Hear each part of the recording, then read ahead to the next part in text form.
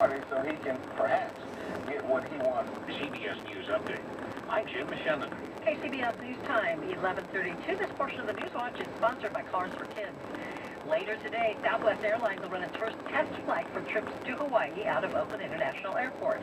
The flight is part of a series of certification flights between mainland United States and Hawaii. They're part of the final phase in the airline's attempt to get federal approval to launch commercial flights. For more, we're joined live on KCBS Ring Central Newsline by Chris McGinnis, editor of the Travel Skills blog on SFK. Thanks a lot for talking to us this morning. So if they were opening up new flights to, say, Montana, would they have to run test flights? No. Domestic flights over land are a completely different bird than flying over an ocean.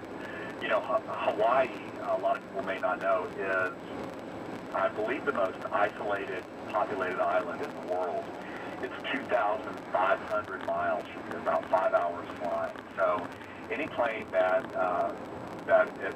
flies there has to be certified by the FAA to be able to fly, to make these long flights over water. And if something happens in the middle of that flight, so perhaps an engine goes out, it has to be able to prove to the FAA that it can make it the rest of the way flying on one engine, for example. And that's what's happening today. As a matter of fact, the first Southwest Airlines flight from the mainland U.S. to Hawaii just took off at 11 o'clock this morning from Oakland and will arrive at about 2 p.m. this afternoon Hawaii time in Hawaii. So there'll be lots of people there taking pictures of the big blue and red and yellow bird landing and all that kind of stuff. So it's a very exciting time and getting close to the conclusion of a long process for Southwest Airlines to get these flights going. So they have to prove they could run on one engine? Will they kill an engine over the ocean? I am not exactly sure what they do, but I would imagine that there's something like that. They would probably slow an engine down to almost nothing to see what happens. You know, they have to run through all kinds of different scenarios.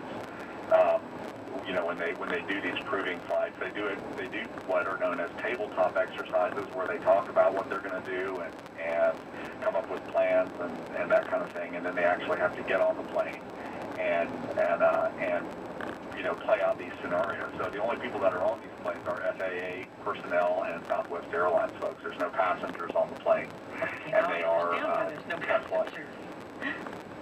Pardon? Now I understand why there are no passengers. Oh yeah, exactly. I wouldn't be a passenger on it, but there are some brave people up there today doing those first flights. But every airline has to do this. You know, Virgin America, when they first started their flights a few years ago, had to prove that it could make these flights. So you know, any airline that wants to fly over water for that much time has to have these. It's called ETOPS. It stands for Extended Range Twin Engine Operational Performance Standards. And you know, if you want to fly from the East Coast to Europe, you've got to do the same thing. Cool. I didn't know any of this.